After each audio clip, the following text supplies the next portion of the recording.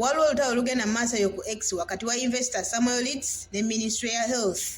Kansooke kunene Samuel Leeds yani. Samuel Leeds yajjanga tourist wano mu Uganda. Bwe bali bagenda kulambula ne banne ne bafuna akabenje ku River Nile mu 2022 ne babaddusa mu Jinja Regional Referral Hospital gye baafunira obujjanjabi.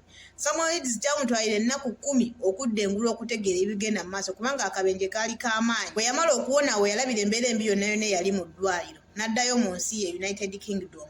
N'afuna ekirowoozo n'asaba gavumenti ya Uganda emukkiriza akomewo azimbe eddwaliro ezisinga ku eryo lye baamujjanjabiramu. Gavumenti n'emukkiriza n'akomewo n'azimba eddwaliro. Kyamutwalidde ebbanga lya myezi 7 okubeera ng'eddwaliro liwedde ng'akozeseza 1 biliyoni emu n'azimba eddwaliro lya bisenge 64 era lino lye yatumye Samuel Leeds Ward. Obuzibu bwe buva abakungu mu Ministry ya Health bagamba Samuel Leeds ssente ze yakozesa biliyoni emu okuzimba eddwaliro zaali za gavumenti n'olwekyo eddwaliro talirinamu mukono bamudipooti ng'addayo mu nsi ye. Ate ye permanent secretary wa Ministry of Health Dr. Diana Atwina agamba eddwaliro eri wakati w'abantu babiri investor Samuel Leeds ne gavumenti ya Uganda. Ye Samuel Leeds agamba 1 billion gye yakozesa ng'azimba eddwaliro ye gavumenti emuwangako ku ssente wabula yali emusuubiza kumuwa bikozesebwa mu ddwaliro bye batannaba kumuwa. Awo we tukyali kati nze wano wenewunyisa gavumenti ya Uganda investors ze mu bbanga lya myezi 7 n'abeera ng'azimbye eddwaliro lya bisenge 64 n'ebibeera nga biwedde ng'akozeseza biliyoni emu